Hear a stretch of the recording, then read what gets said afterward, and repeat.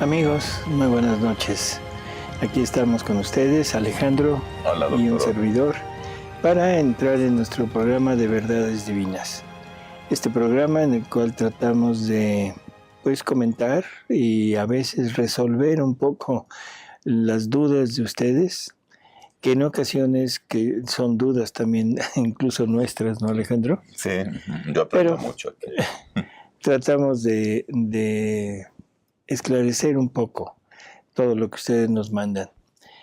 Hubo 2 semanas en las que no estuvimos, entonces debido a una necesidad de salir de viaje. Por lo tanto, las preguntas que hemos acumulado pues son bastantes.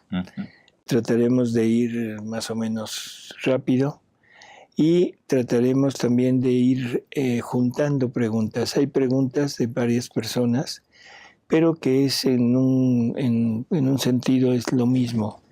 Entonces vamos a tratar de irlas conjuntando para hacerlo más rápido y tratar de dar pie también a las preguntas que ustedes nos quieran hacer durante el programa, ¿no? Y así no pasar de 10 horas. Así es, ni un minuto más de 10 horas. No. Bueno, pues comenzamos. A ver, Ale, si nos quieres ir. A ver, tenemos una pregunta que dice, ¿es pecado la vasectomía? Es pecado la vasectomía, Madre Santa. Aquí tenemos que incluir todo lo que son métodos de planificación familiar. O sea, los métodos de planificación familiar son obstáculos que voluntariamente, conscientemente, le estamos poniendo al acto reproductivo. Ya hemos hablado mucho de que el acto reproductivo es un acto con el cual Dios quiere asociarse al hombre en la multiplicación de hijos, pero de hijos de Él. O sea, nosotros ponemos la parte corpórea y Él pone la parte espiritual. Pero junto con la parte espiritual, Él está poniendo también su vida para cada uno de esos seres que van a venir. El hecho de poner un obstáculo a la reproducción y un obstáculo consciente sin ceder el puesto a la parte satisfactoria, es un tergiversar, un voltear la finalidad del acto matrimonial, del acto sexual. Y ahora lo único que vamos es en búsqueda de la parte sensible por el placer. No quiere decir que debamos siempre en todas nuestras relaciones llevar esta intención del hijo. Debería de ser. Pero el pecado original y el pecado normal de nosotros, el actual, ha hecho que nuestra concupiscencia tienda mucho hacia esa parte de nuestro organismo y la búsqueda se ha vuelto incesante y desgraciadamente hemos cedido el campo a la castidad, se le hemos cedido al problema de la, no podría decir lujuria, sino de la búsqueda de placer. Uh-huh. Dios nos quiere virtuosos, o sea, en un principio Dios quería un jardín de virtudes en nosotros y lógicamente para que haya una virtud debe haber un vicio, debe haber un alimento para esa virtud y el alimento para la castidad es esa inclinación hacia la parte sexual. Dentro del matrimonio Dios nos ha permitido tener un número determinado de días en los cuales podemos practicar la castidad sin entrar en problemas y no buscando la maternidad. La mujer es fértil nada más 6 días al mes. O sea que quedan 24 días en los cuales se podría tener relaciones sin el obstáculo voluntario y diciéndole simplemente, Señor, estamos abiertos a la procreación. Si este método falla, aceptamos el error, aceptamos el fallo y estamos abiertos a la vida. Esto es una postura que es incomprensible para el mundo. Y para el mundo actual es lo que estoy diciendo es total y absoluto anatema, porque me estoy poniendo en contra de todo lo que es ¿cómo diríamos? La ideología actual. La búsqueda del placer por el placer y el rehuir hasta cierto punto la responsabilidad que ese placer otorga, que es la procreación. Los métodos se dividen en varios tipos. Métodos hormonales, métodos de obstáculo, como sería el dispositivo, que dicho aparte, el dispositivo no es un método anticonceptivo. El dispositivo es un método abortivo. O sea, lo que está ocasionando son microabortos e impide la anidación del huevo en el endometrio. Entonces, pero ya hubo fecundación. No impide el paso del espermatozoide hacia las trompas. Así que sí hay fecundación. Entonces no lo podríamos considerar como un método anticonceptivo. Entonces es pecado mortal el dispositivo porque es abortivo.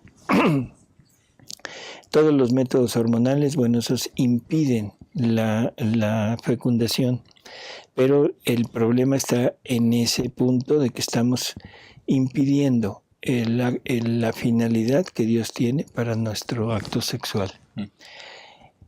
¿Es pecado? Ahora sí estamos en un problema, yo diría que sí. Es un pecado impedir eso. Bueno, ahora llegamos a los métodos quirúrgicos, porque hubo una pregunta también que hablaba de la salpingectomía, que es la ligadura de trompas. La ligadura de trompas y la ligadura de conductos, o sea, en el hombre, es prácticamente lo mismo. Y el problema es que generalmente no se puede revertir. Ahora, esto es un problema que debe ser tratado con un sacerdote, porque es un problema ya de tipo espiritual. Una persona que se sometió a una operación de estas, pero que de repente se da cuenta, como la persona que nos pregunta es que se da cuenta de que está mal hecho, ¿no? Ahora, ¿continuará en pecado o no continuará? Eso ya no nos corresponde a nosotros el dar este punto de vista. Pero sí, yo le podría decir que el hecho de hacerse la vasectomía o la salpingectomía conscientemente, sabiendo que es contrario a lo que Dios quiere, definitivamente es un pecado. Ahora, ¿cómo revertirlo? ¿Cómo hacer para que esto ya no sea así? Eso debería de tratarse con un sacerdote. Y se me ocurre que a lo mejor con castidad. Bueno, sería lo más lógico, nada más que esto es como pedirle peras al olmo. O sea, porque estamos hablando de que si lo que estamos diciendo de una relación que sea abierta a la procreación es un idioma que no se entiende, el hablar de castidad dentro de un matrimonio es tremendo. Sobre todo que hay dentro de nuestra iglesia, hay ministros que no solo aceptan la relación, sino que la ponen como casi como una exigencia de la pareja, sobre todo refiriéndose a la mujer, porque la mujer es la que a veces pone ciertos obstáculos para tener una relación y el hombre casi siempre va en búsqueda. Y hay sacerdotes que han dicho que es obligación de la mujer cuando menos una vez al día, ceder ante una relación. Se están olvidando de la castidad. Están lanzando a la pareja a la lujuria. O sea, porque ese es el punto.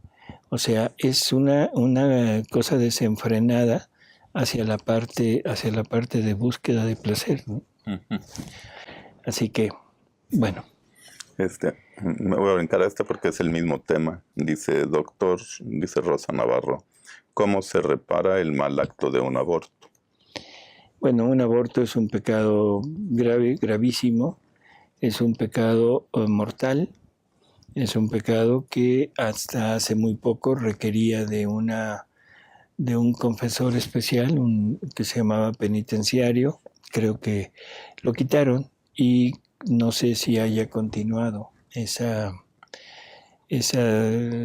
privilegio, vamos a decirlo así. El hecho de recurrir a un confesor especial era para dar a entender la gravedad del pecado. O sea, decir, no cualquiera lo puede perdonar, sino requiere de una persona específica, especial. ¿Cómo se repara este acto? Bueno, primero con arrepentimiento. Segundo, ir ante el confesor para confesarlo, recibir la absolución. Y después, en la divina voluntad, unirnos a los sufrimientos de Jesús que padeció por ese aborto y por todos los abortos que se cometen. Unirnos junto con Él y darle el amor, la gloria, la alabanza que deberían haberle dado todas las personas que contribuyen al aborto. O sea, la persona, la mujer embarazada, la pareja, los familiares, que a veces son familiares, a veces son amistades, y sobre todo el médico. Ese médico sin escrúpulos que se presta a este tipo de actividad y que se presta por un mercantilismo, porque esa es la palabra, mercantilismo de la vida, en donde poco importa la vida. O sea, la vida es simplemente quién es un fetito, un embrión que está ahí adentro. Para ellos es nada, o sea, es como si fuera un animal. Perdón, pero la vida humana es vida humana desde el inicio de la concepción. Así que rehacerlo, unirnos a los sufrimientos de Jesús, ofrecérselos a Él en reparación por todo lo que se hace en el mundo por esto, darle el amor tomado en la divina voluntad, su amor divino, para reparar todos los huecos de amor que ha habido en las personas que han participado en esto, la gloria, la alabanza y algo que es fundamental y que se nos ha olvidado. Ese niño existe. O sea, lo pudieron haber abortado, sí, pero el alma de ese niño, que es inmortal, ya le pertenecía.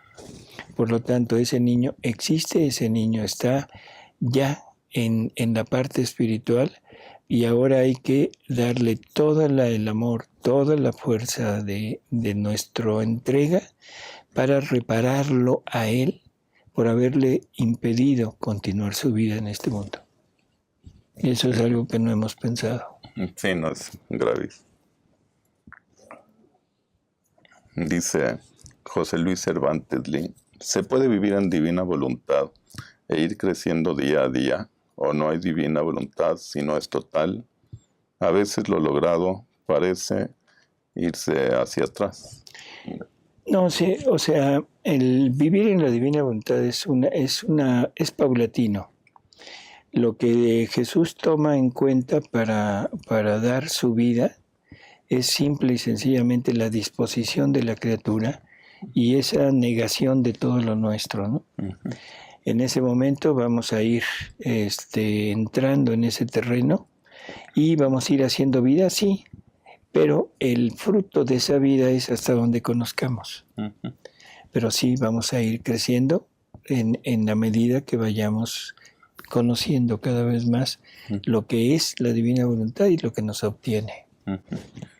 Dice Puchis Pulido, buenas tardes, estoy muy interesado en vivir en divina voluntad. Tengo muchas dudas, por ejemplo, ¿cómo debo orar para que sea hecha en la divina voluntad? ¿Cómo es la oración de la divina voluntad? ¿Cómo oraba Jesús? Le voy a pedir, por favor, que se remitan al programa 28 de Diálogos Divinos, porque es un programa que dedicamos a la oración. Ahí está totalmente explicado, porque sería muy largo ahorita el meternos otra vez a repetir esto. Uh-huh. Entonces, si nos quieren hacer favor de remitirse, Diálogos Divinos, programa número 28, y es sobre oración. Perfecto. Luego dice, doctor, ¿a qué se refiere Jesús cuando le dice a Luisa en el volumen 1 que lo visite 33 veces al día? ¿Cómo es esto? ¿Cómo lo puedo aplicar yo en mi día a día? Bueno, 33 veces al día, o sea, esto es las visitas, pero no son visitas físicas, no son presenciales, sino es espiritualmente. ¿Por qué 33? Por los 33 años que él vive aquí. Es como un acompañamiento, una reparación, una entrega de amor por cada año que él vivió en este mundo, ¿no? ¿Cómo lo puedo hacer? O sea, simplemente con la intención, y no necesariamente deben ser 33. O sea, probablemente pudiera ser un poco más, un poco menos. No importa, lo que importa es estar unidos con él. ¿Sí? Eso es lo que a él le interesa. Ahí a Luisa es muy específico en ese número, porque la está enseñando y la está llevando a repararlo a él en su vida. Si lo queremos hacer así, está bien, no hay problema, pero es espiritualmente. Dice Erika Sánchez, si uno usó el DIU sin saber que es abortivo, también es pecado mortal. No, recuerden que para que algo sea pecado, o sea, se requiere pleno conocimiento y pleno consentimiento. Si yo usé algo que ahora en la actualidad yo sé que es pecado mortal, pero en aquel tiempo no lo sabía, no importa. Que es más o menos también esto es aplicable a lo de la vasectomía y lo de la salpingectomía, ¿no? En aquel tiempo no conocía yo que era pecado, pero ahora lo conozco, de acuerdo, pero eso ya tiene cierto atenuante, ¿no? Dice Nubi Mejía, buenas noches, ¿la musicoterapia en psicología es buena? Yo creo que todo lo que nos pueda ayudar a relajar, a estar en paz, siempre y cuando no haya salido de la New Age, es buena. Debo aclarar, cualquier terapia de las nuevas, de esto de la medicina actual que hay, la medicina, ¿cómo le llaman? Bueno, la alternativa. Todo esto ha salido a partir de la New Age. Sería muy largo explicarles, pero todo esto, hay una persona que se llama Maitreya. No es lo que dice él que es, o sea, para los que sepan quién es. No es él, pero toda su doctrina, porque podríamos llamarlo doctrina, va encaminada a quitar de en medio a Jesús, a quitar de en medio todo lo que es religión y cristianismo. Y hay una asociación a nivel mundial que lo promueve, que sus ideas, y se han ido extendiendo. En experiencia personal les puedo decir que ellos me dijeron en forma directa que todo esto iba a salir, toda esta medicina iba a salir por revelación de él. Y nos invitaban a aceptarlo porque íbamos a aprender a curar de manera diferente. ¿Da resultados? Sí. Pero el problema es de dónde viene el conocimiento. Y el conocimiento no viene de Dios. ¿Qué más decir? Se ha extendido mucho, se ha hecho demasiadas investigaciones sobre esto. ¿Es realmente eficaz? Sí. Pero que pudiéramos decir que es buena, yo diría que no. Entonces, ¿la psicología es buena? Sí.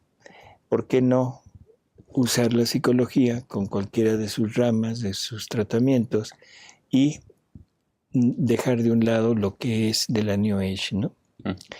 Y sobre todo un pequeño comercial.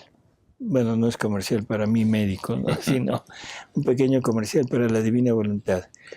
Todos los males del ser humano provienen de la separación de Dios. ¿Sí? Todos los males, sobre todo los males de tipo emocional, de tipo psicológico. Sería maravilloso que los psicólogos se fueran acercando a Dios para que a través de sus terapias fueran imbuyendo en las personas esa confianza, ese amor a Jesús, y que esa necesidad de permanecer siempre con Él, y verían que todos sus males se quitan. Nos preguntan si la homeopatía es mala. Eso ya lo habíamos comentó tratado, sí. En estos mismos programas de Divina. Así es. De verdades divinas, pero no me acuerdo ni cuál. Ana Adela Peña Pico. Dice, doctor, ¿me podría aclarar si al utilizar algún método conceptivo siempre mueren bebecitos en el ciclo reproductivo? Y si es así, ¿esos bebés tienen almas? Pues No, es lo que decíamos. Hay métodos que impiden la concepción, que son los métodos hormonales. O sea, esos métodos hacen que el ovario no ovule, por lo tanto no hay fecundación.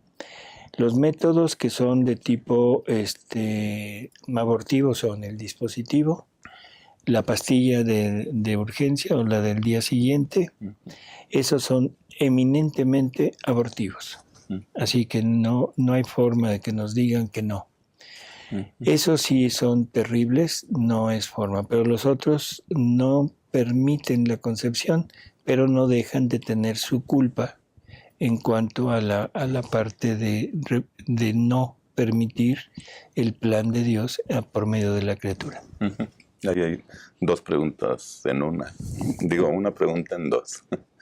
Buenas noches y saludos a todos en la Divina Voluntad, doctor Salvador.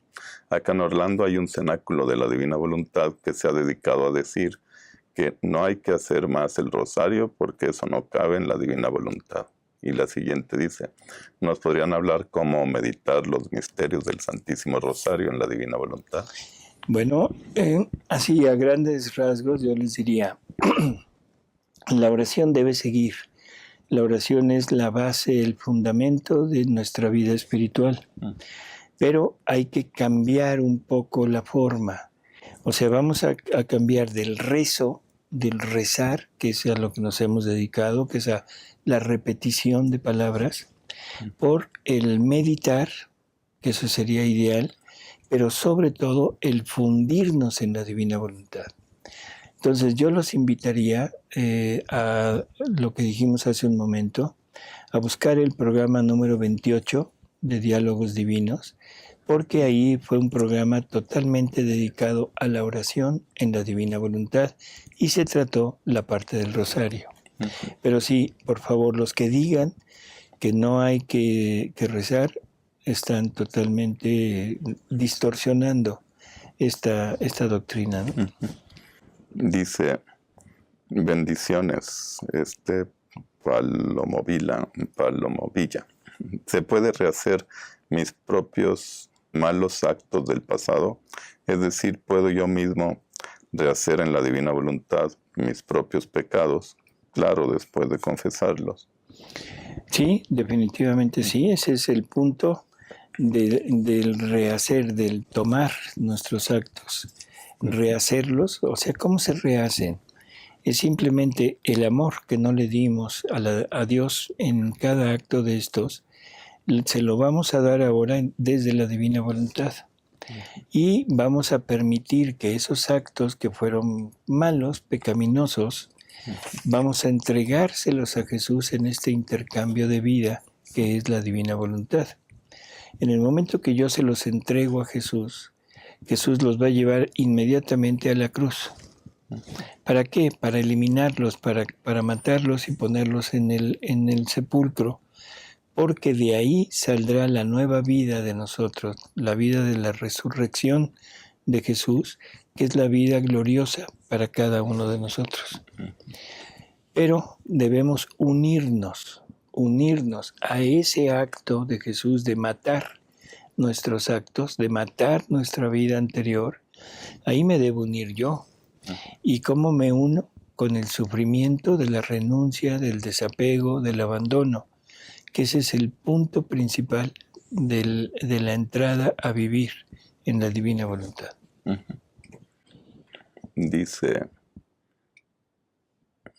pregunta, ¿qué significa cuando dice que las verdades son nuevas creaciones? ¿Y cuáles son estas verdades? ¿Cómo, perdón? Dice, ¿qué significa cuando dice que las verdades son nuevas creaciones? Claro. ¿Y cuáles son estas verdades? Las de los libros, ¿no? Las verdades, bueno, todas las verdades que han salido de la boca de Dios son verdades que van a producir un efecto nuevo en nosotros. Pero las verdades sobre la divina voluntad, hay que entender que cada verdad es, cuando se actúa esa verdad, es una vida divina nueva que se multiplica, una vida de Jesús que se multiplica.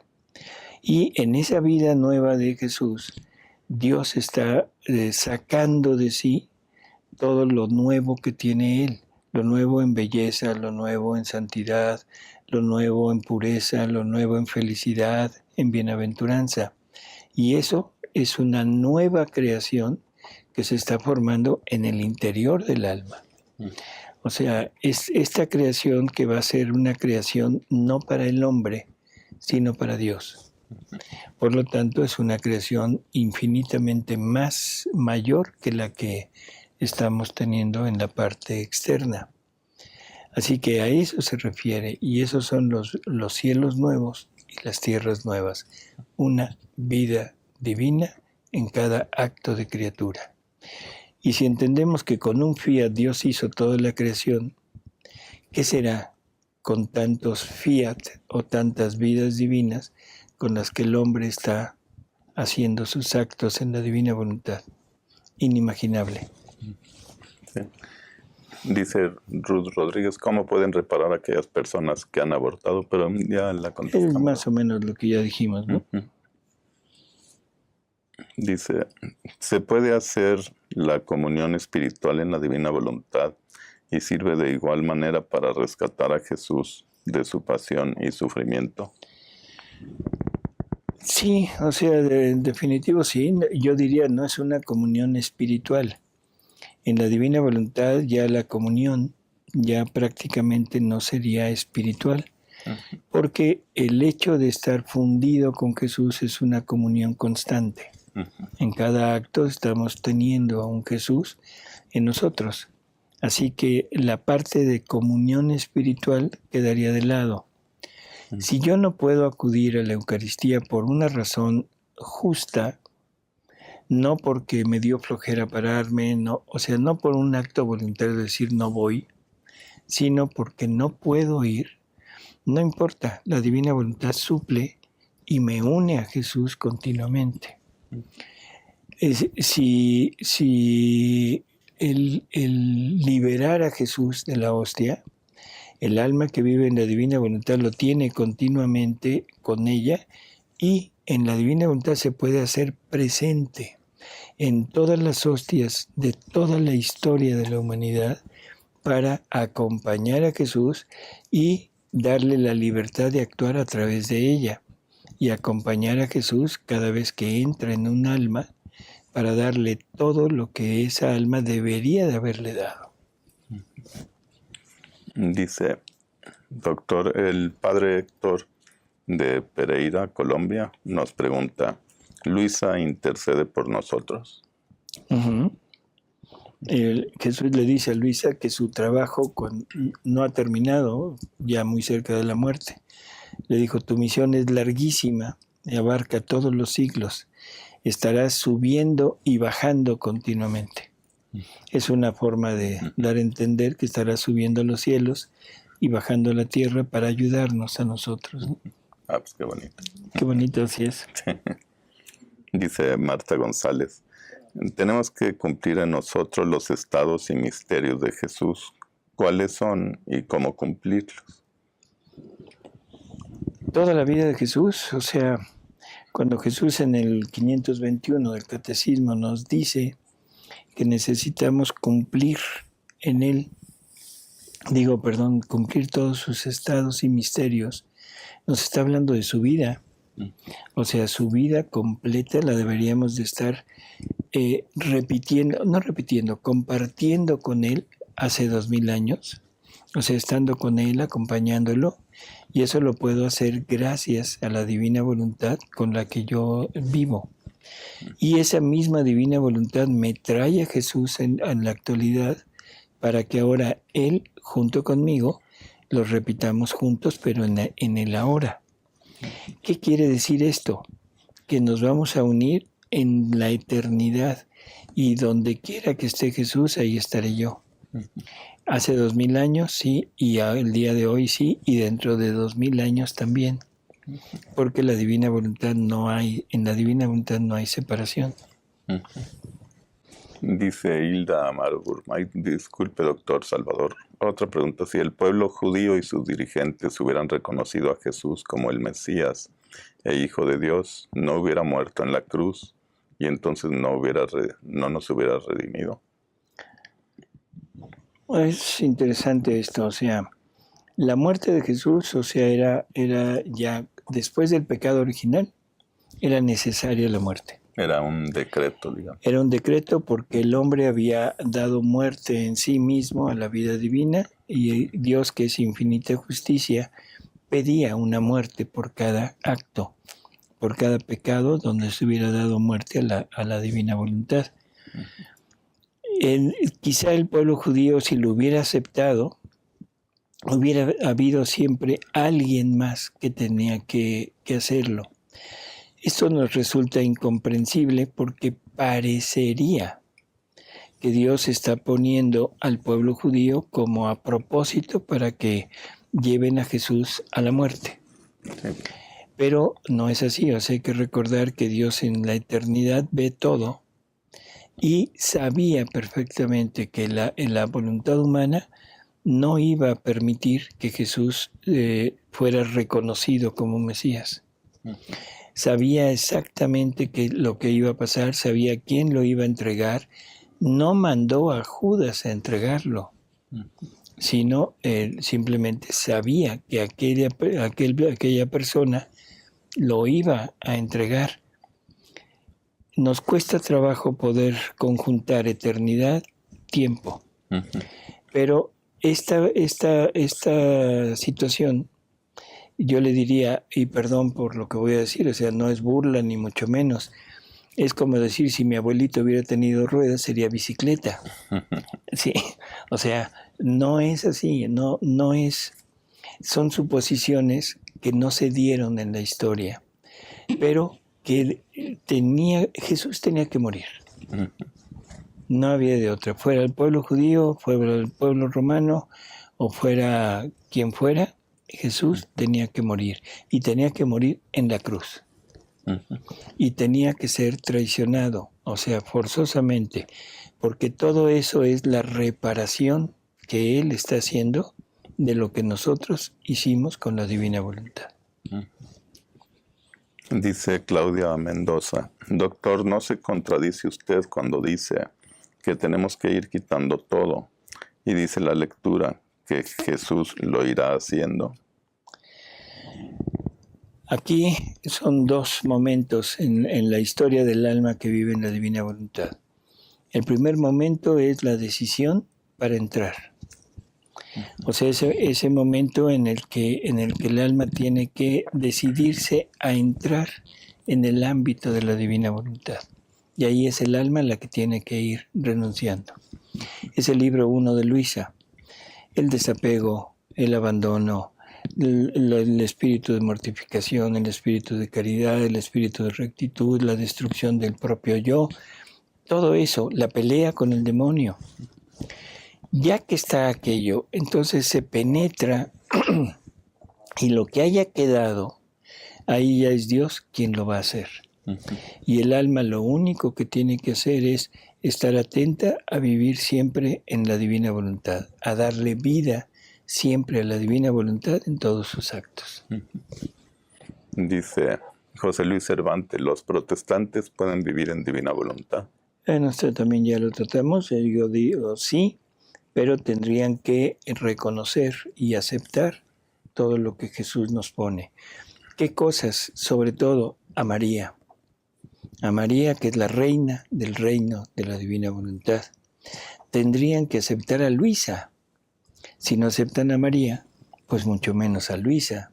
Entonces tendrían que aceptar a María, tendrían que aceptar a Luisa, tendrían que aceptar a Jesús con todo lo que Él nos da, tendrían que aceptar la Eucaristía, tendrían que aceptar la confesión, tendrían que aceptar todo lo que ahorita el protestante no acepta.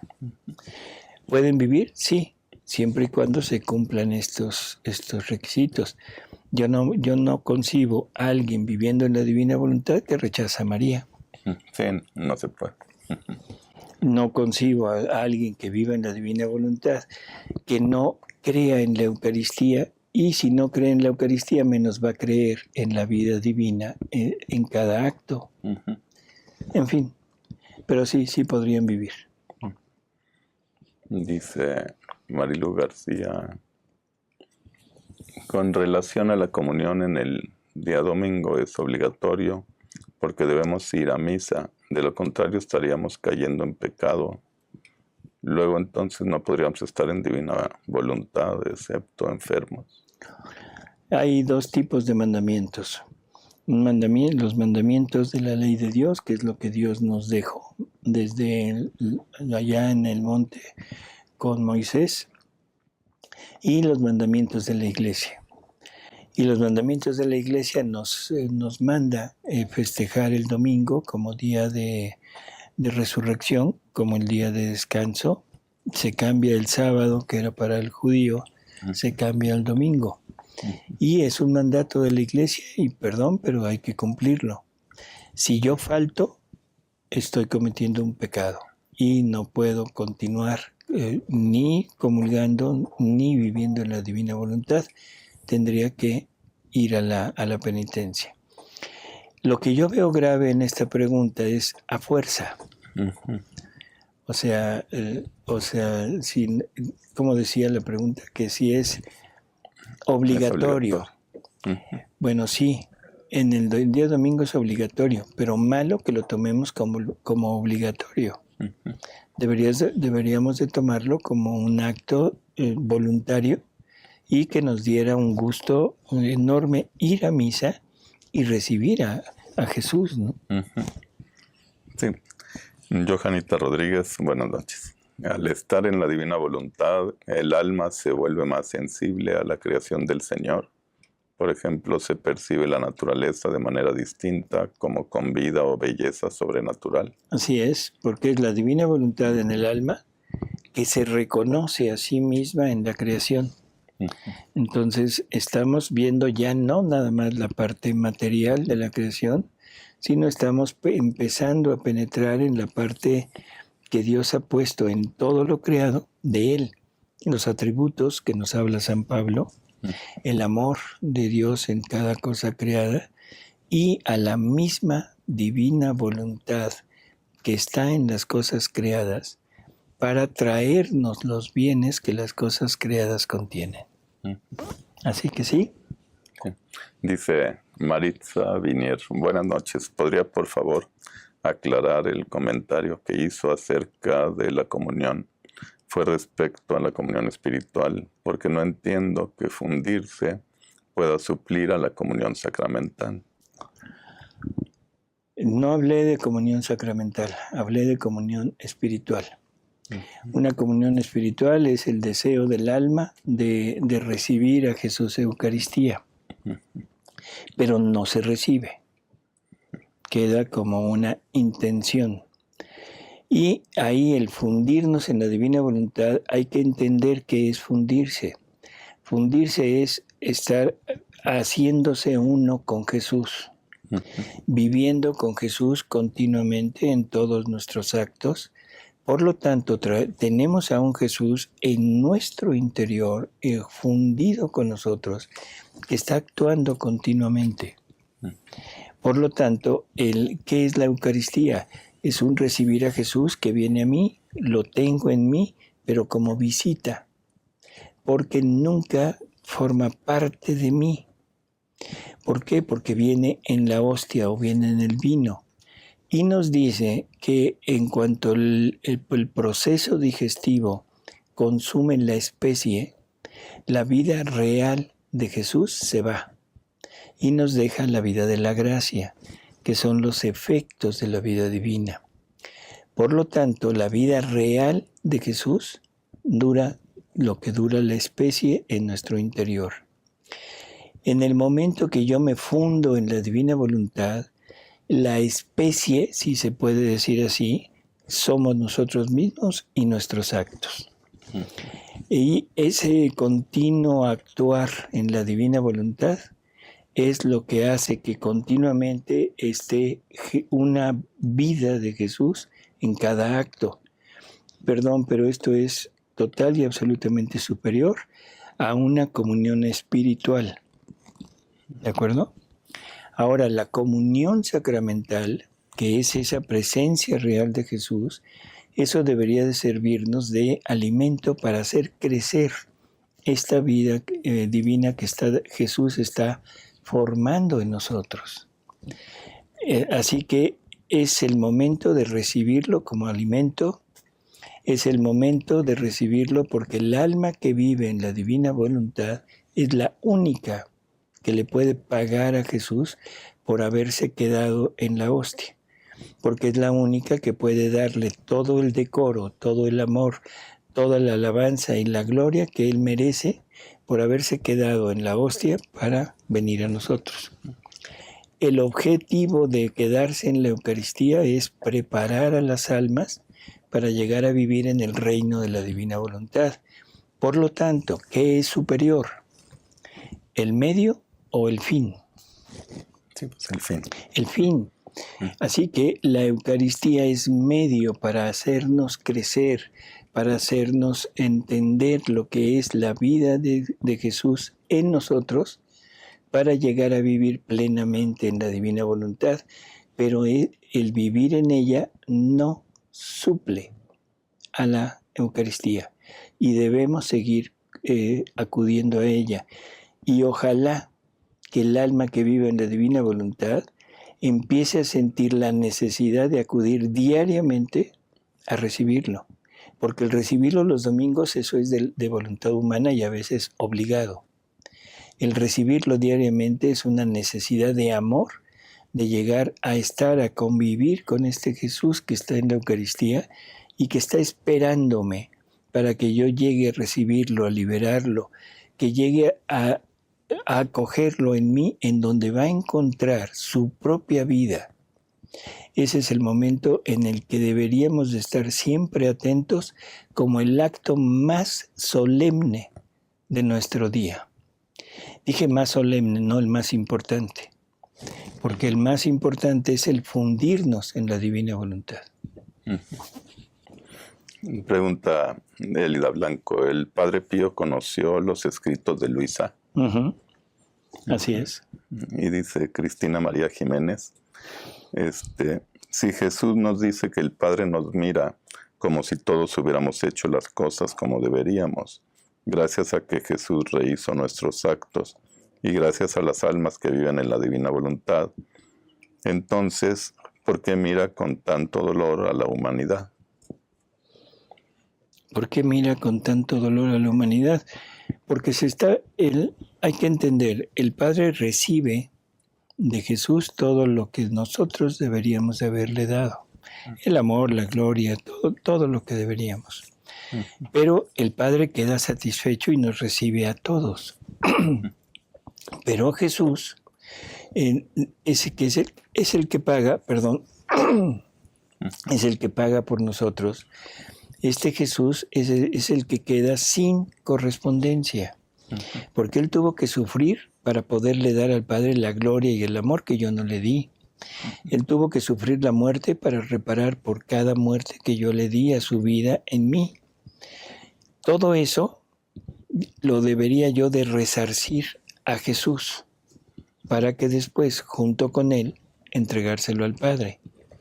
Por lo tanto, Jesús nos ve con enorme y profunda tristeza porque no estamos recibiendo el fruto ni estamos aceptando todo lo que Él hizo por nosotros. Y nos seguirá viendo con inmensa tristeza y con inmenso sufrimiento hasta el día en que ya no haya vuelta de hoja.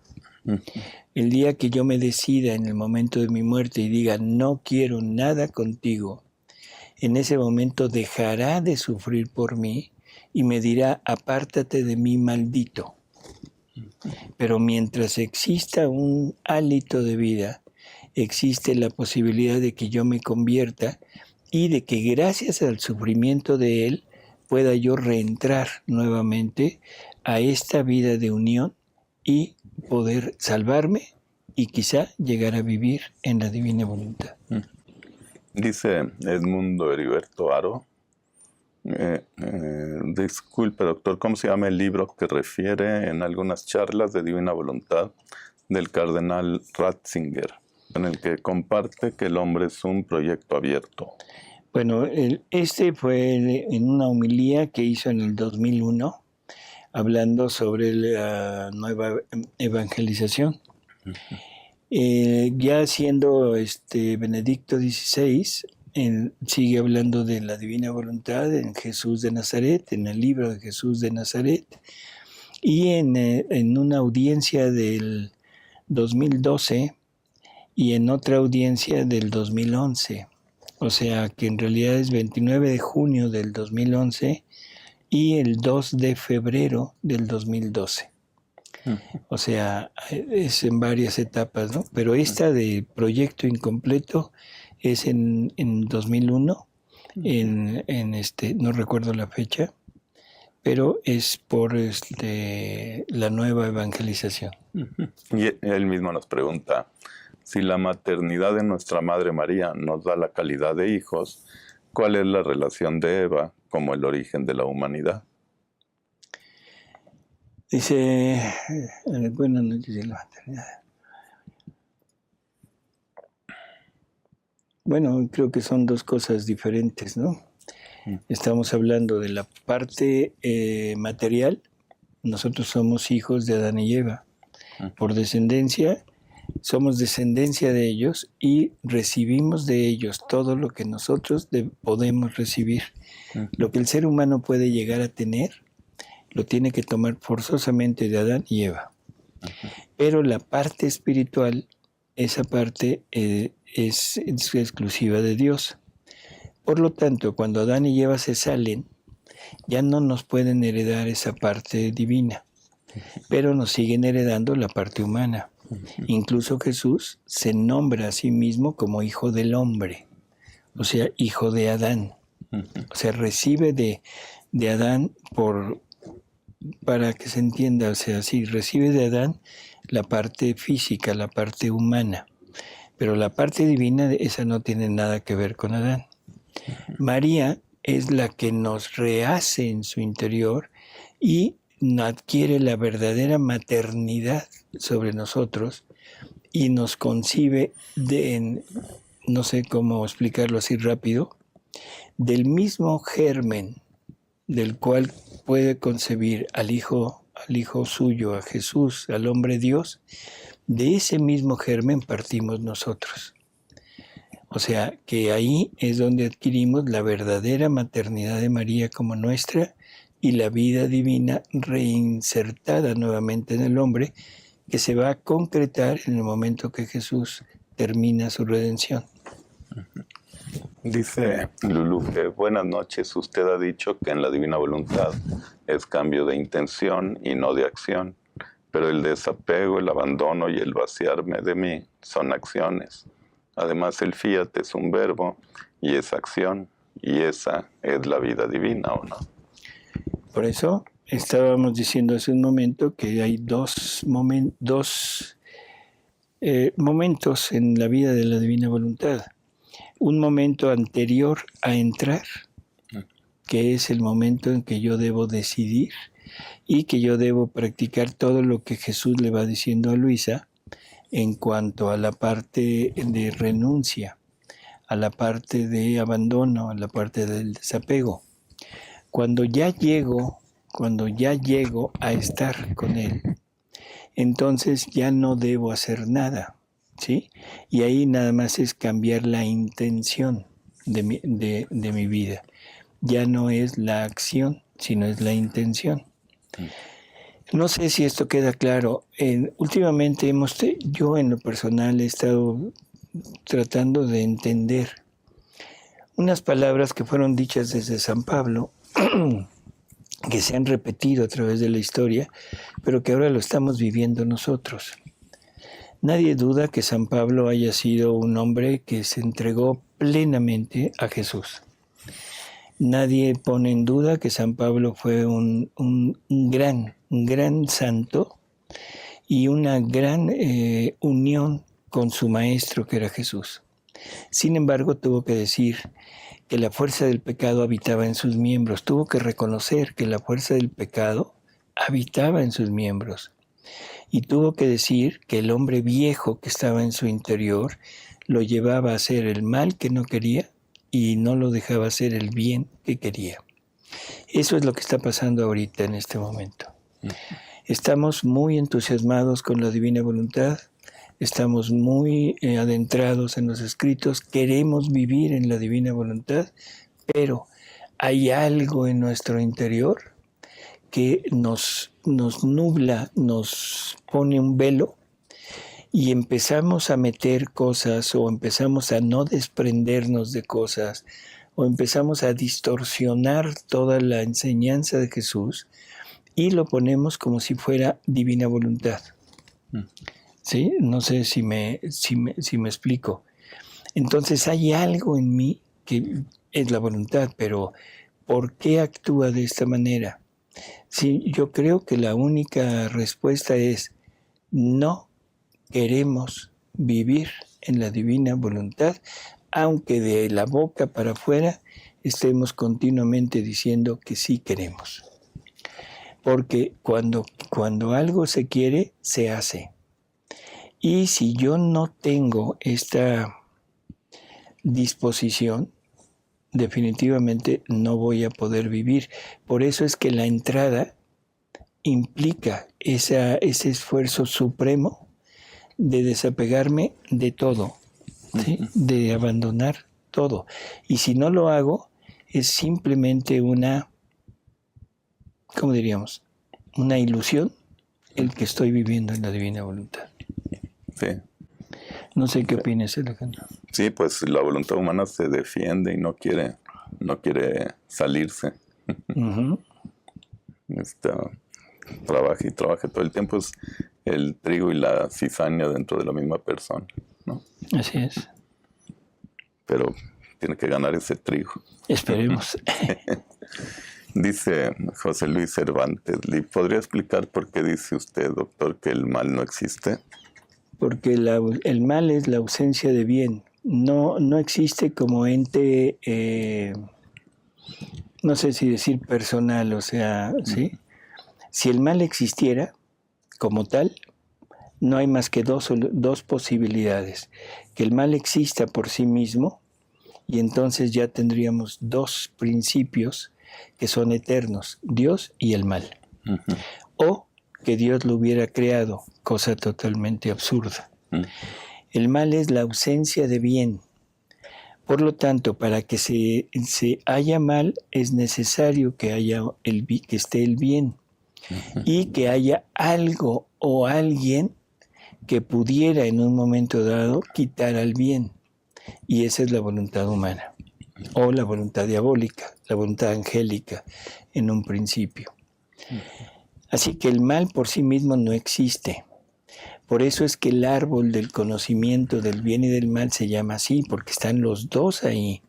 Está el bien, que es Dios mismo, incluido, unido a la voluntad del hombre, y el mal es si la voluntad del hombre se separa de la voluntad de Dios, y entonces quitaría a Dios de su lugar, y ese es el mal. Lo que existe, si es un ente personal, es el malo. Ese sí. Y el malo es tanto el demonio, pero también nosotros. O sea, nosotros somos el malo de nuestra propia vida, porque el que decide separarme de Dios soy yo. No es el demonio que me empuja, no es el demonio que me tira, no, soy yo el que decide separarse de Dios. Dice Marta Lucía Torres, cuando un familiar tiene un demonio que lo confunde, mortifica, y esa persona se alejó de Dios, ¿cómo podemos evitar que esta persona pierda su alma? Hay una lectura donde Jesús nos habla de que el mayor bien que le podemos hacer a la humanidad es vivir en la divina voluntad. Este vivir en la divina voluntad implica repetir la vida de Jesús con todos los bienes que Jesús logra. Y si logra todos los bienes, esto se duplica y eso se le aplica a cada criatura, como luz para que entienda lo que está haciendo, como fuerza para poder salir de donde está, en fin, como sentir esa necesidad de amor de Dios, darse cuenta de que Dios le hace falta en su vida. Esa es la mejor manera. Yo pienso, es más, creo que hubo un programa donde hablamos del mayor bien que se le puede hacer a la humanidad, ¿no? O sea, no recuerdo ahorita, pero debe estar en Diálogos Divinos. Y el título debe ser así: el mayor bien que se le puede hacer a la humanidad. Porque ahí también es un tema largo que hay que ir leyendo ciertas lecturas, ciertos dictados de Jesús para poder penetrar perfectamente en ello.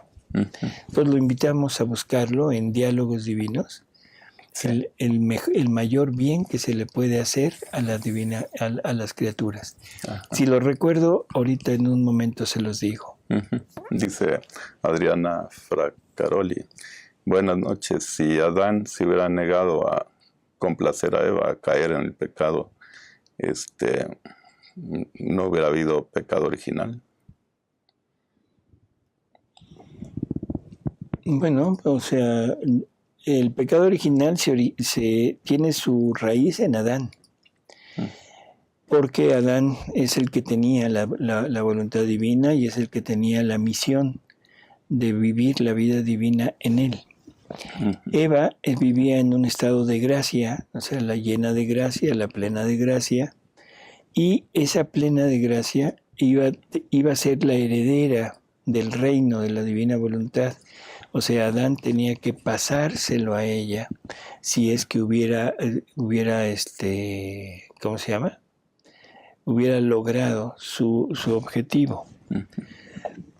Así que en términos generales podemos entender que Eva tenía que vivir, tenía que recibir de Adán. Entonces también todo esto está explicado en un diálogo que fue sobre Adán y Eva. Ahorita ya tenemos el número del programa de cómo ayudar al prójimo. Es el número 58 de Diálogos Divinos. Para ayudar a otras personas. Y se llama Ayudar al Prójimo. Este otro que le digo, no sé, ahorita lo buscamos y vemos si logramos encontrarlo. El de Adán y Eva. Debe haber sido de los primeros.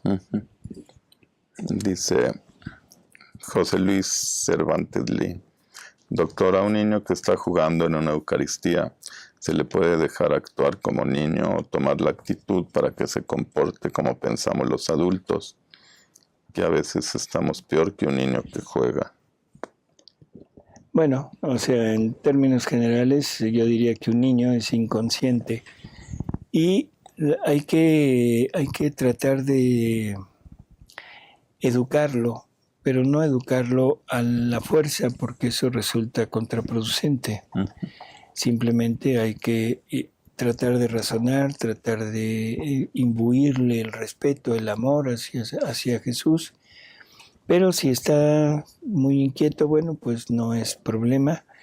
Si fuera demasiado, entonces los padres están exentos de acudir a misa, si es que no lo pueden dejar en ningún lado. ¿Sí?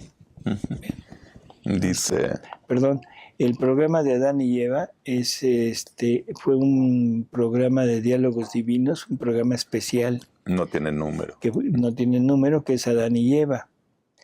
¿Sí? Así se llama, Adán y Eva. Ahí está, ahí expusimos totalmente el por qué. Eva no vive, Adán sí, en fin.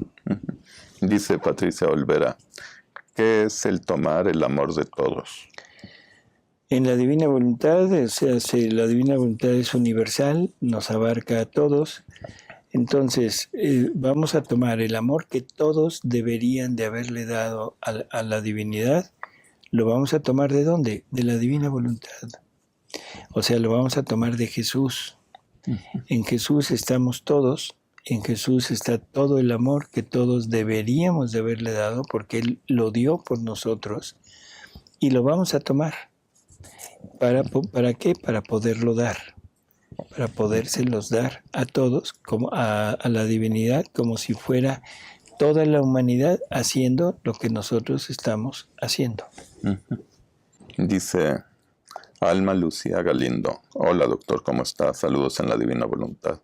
Mi duda es acerca del acto conquistante. Este es por parte de Dios hacia la criatura, porque así se entiende en la lectura 22:12, o por el contrario es un continuo acto que debemos hacer las almas hacia Dios. Es interesante tu pregunta, Almita. O sea, el acto conquistante es de los dos. Dios conquista a una alma, pero esa alma se vuelve conquistadora de Dios al momento de retenerlo con ella y de retener en ella todo el bien, todos los bienes que Dios contiene. Así que es un acto mutuo. Jesús dice que en la divina voluntad no hay vencedores. Si el acto conquistante fuera nada más de una parte hacia la otra, habría un vencedor y un vencido. ¿Sí? En la divina voluntad los dos son vencedores. Dios adquiere a un alma y el alma adquiere a Dios. Dice Cristina María Jiménez: ¿qué le pasa al carácter de las personas que viven en la divina voluntad cuando adquieren el temperamento de Jesús? ¿Qué le pasa? Bueno, el carácter sabemos que es el recubrimiento que le vamos dando nosotros a nuestra forma de reaccionar. Tenemos un temperamento en nuestro interior que tenemos que irlo modificando para presentarnos ante el mundo y que el mundo nos acepte. Ahora, en un momento dado, ese carácter va siendo, como decía, la modificación de mi temperamento. Vivir en la divina voluntad es un intercambio de temperamento. O sea, voy a darle a Jesús mi temperamento y Él me va a dar el suyo. Ahora, ¿cuál es el temperamento de Jesús? Son todos sus atributos divinos, todos, juntos. Y eso es lo que conforma el temperamento de Jesús. Por lo tanto, en cada situación que se me presente, voy a usar el atributo divino que corresponda a esa situación. Así que ya no tendré que cubrir mi temperamento. Por lo tanto, mi carácter prácticamente queda nulificado porque lo que va a actuar es el atributo divino.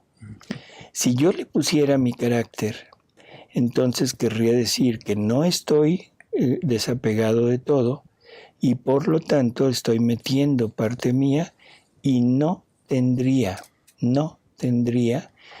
vida divina. ¿Sí? Luego, ¿cómo podríamos diferenciar? Porque parecería que todos seríamos iguales. Y no. Lo que pasa es que ahora, en vez de ese carácter, lo que hay son diferentes atributos que van a conformar, vamos a decirlo de esta manera, conformar un carácter divino en nosotros. Una forma de reaccionar con el mismo atributo, pero desde manera diferente a todos. El ejemplo es la Trinidad. Es un solo Dios. O sea, no hay dos ni tres dioses, es uno que actúa en tres personas distintas. Al momento de actuar en el Padre, está actuando de una manera divina, pero diferente de la que actúa el Hijo, que también es divino. Y el Espíritu Santo también tiene vida divina, todos sus actos son divinos, pero el acto en sí es diferente. El Padre genera, el Hijo es generado y corresponde, y el Espíritu Santo es el que reúne a esa Trinidad y el encargado de comunicarle a la criatura todo lo que aquella divinidad contiene. Nosotros tendremos algo parecido. Es la vida divina en nosotros, modificada no por nuestro carácter, sino por los atributos y la mezcla de atributos que Dios quiera poner en cada uno de nosotros para manifestar una determinada actitud de Él en nosotros. Sí, uno será un arquitecto divino, otro un doctor divino. Ándale. Y de doctor a doctor, pues serán diferentes también. No sé si esto se explique, pero, perdón, pero es un verdadero problema, ¿no? Hay pues dos preguntas que a lo mejor se pueden juntar. Dice Marta Leticia Segura, dice, por ejemplo, tengo problemas de drogadicción con una hija, yo oro por ella, girando, llevándole los abrazos, los besos, el te amo de Jesús, así es como debo hacerlo. Y Perla Olague dice, ¿cómo guiar a una niña de 15 años para que vaya a confesarse? No sé si la respuesta abarque las dos. Bueno, volvemos al punto, el programa de Mejor Ayuda. O sea, porque ahí está expuesto todo lo que Jesús nos va diciendo, lo que logra el alma cuando vive en la divina voluntad. Pero les voy a recordar unas promesas de Jesús. Jesús promete que a toda aquella alma que viva en la divina voluntad le va a conceder las más grandes y estrepitosas conversiones. O sea que probablemente estas personas que tienen problemas de drogadicción o de rechazo a la confesión, por el alma que vive en la divina voluntad, o sea, ofreciendo todos sus actos para gloria de Dios y rehacer los actos de ellas, logre que Jesús actúe haciendo una conversión. Si eso no resulta, o sea, por la voluntad humana que es libre, entonces Jesús nos promete algo que también es tremendo. Nos dice que ninguno de los que le pertenezcan al alma que vive en la divina voluntad se perderá. O sea, quizá no veamos los resultados en esta vida, pero estamos seguros, si vivo en la divina voluntad, que Jesús de alguna manera va a cumplir su promesa. Y esa promesa es que ninguno se perderá. Sí, como dice Adriana Fracaroli, la invitación a vivir en la divina voluntad es para todos. Estoy en un gran conflicto porque siento un gran deseo, pero me siento incapaz. Bueno, es para todos. El gran deseo es exactamente ese imán que tiene las verdades de la divina voluntad, y el sentirse incapaz es un ataque del demonio. Dice Edmundo Heriberto Arias, Aro Arias, y esto es pauta para que se llegue a espiritualizar esta materia, como lo menciona Jesús en alguno de los escritos, que Él vino para enseñarnos cómo hacerlo y así por fuerza de amor llegar a ser semejanza de Él, porque Él es purísimo espíritu. Así es. O sea, la divina voluntad es la pauta para que todo esto se logre. A ver si se... sí, más o menos. Dice Doctor Salvador, en la última parte del programa dice que podemos hacer nuestras intenciones por las benditas almas del Santo Purgatorio. ¿Es viable pedir por alguien en especial en la divina voluntad? Por ejemplo, una Eucaristía o un Santo Rosario meditado, colocar esas intenciones por las benditas almas del Santo Purgatorio. Por eso, todos los sufragios son buenos y se hacen en la divina voluntad, tienen la seguridad de que va a llegar. O sea, no encontrará ningún obstáculo. Y cualquier sufragio, sea una misa, simplemente el actuar en la divina voluntad, el tomar toda la pasión de Jesús y darla a las almas del purgatorio, es un refrigerio enorme.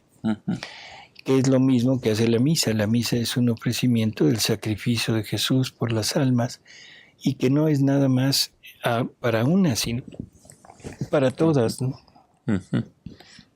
Y Leticia Ortiz pregunta lo mismo más o menos. Dice, hola, doctor, tengo una duda. Cuando se dice que ya no debemos hacer peticiones, ¿es también de no pedir por nuestros hijos, esposo o esposa y familiares, incluso amigos? Esto se toma muy así como cuadrado.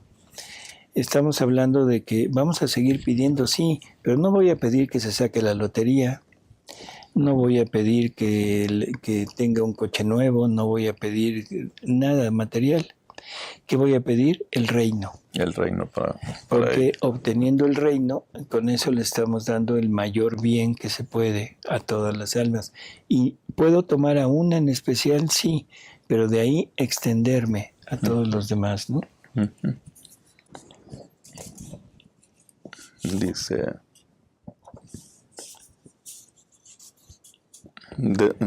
buenas tardes, doctor José Luis Cervantes.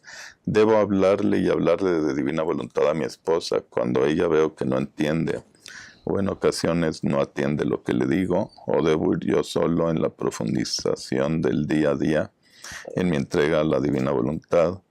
Y si así fuera, ¿cómo debo ver que somos una sola carne? ¿O debo entender que en la divina voluntad los actos son por separado dentro del matrimonio? Lo que decíamos hace un momento, o sea, en la medida que vamos actuando, es en la medida en que voy dándole la luz, las gracias, la fuerza a la esposa o al esposo, ¿no? Y sobre todo hay otra cosa que es el ejemplo, porque el alma que vive en la divina voluntad cambia totalmente y eso inmediatamente se nota. Y si no se funciona así, o sea, lo que dijimos hace un momento, las promesas de Jesús, ¿sí? Así que creo que no hay ningún problema. Usted debe seguir profundizando, adentrándose cada vez más, porque eso hará que su vida en la divina voluntad sea cada vez más intensa y los efectos sean mayores también.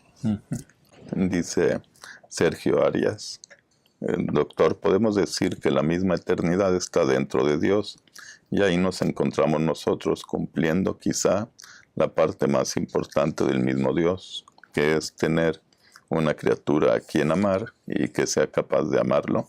¿Cómo? Pregúntalo. La eternidad es Dios. Jesús la define y dice que la vida eterna es que te conozcan a ti, Padre, y a tu enviado Jesucristo. O sea que la eternidad es conocimiento y conocimiento de Dios. Así que está dentro de Dios, por supuesto, porque es Dios mismo.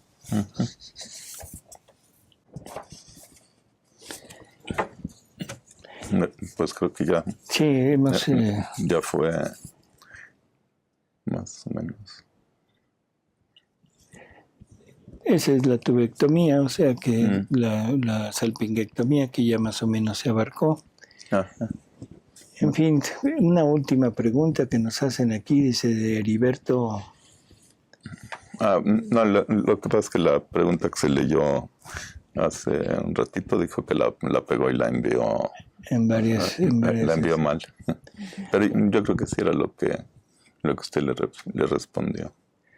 Bueno, pues amigos, gracias por habernos acompañado. Gracias, Alejandro. Gracias, doctor. Y esperamos que sigamos participando en estos programas y que esperamos sus preguntas. Ya no vamos a tener faltantes, cuando menos por unos por 2 20 meses. años. No, me refiero a faltantes de en vivo, ¿no? Sí, no. Así que los esperamos el próximo miércoles a la misma hora, mismo canal, mismos personajes. Y hasta luego. Ale, gracias. Gracias, doctor. Gracias a todos.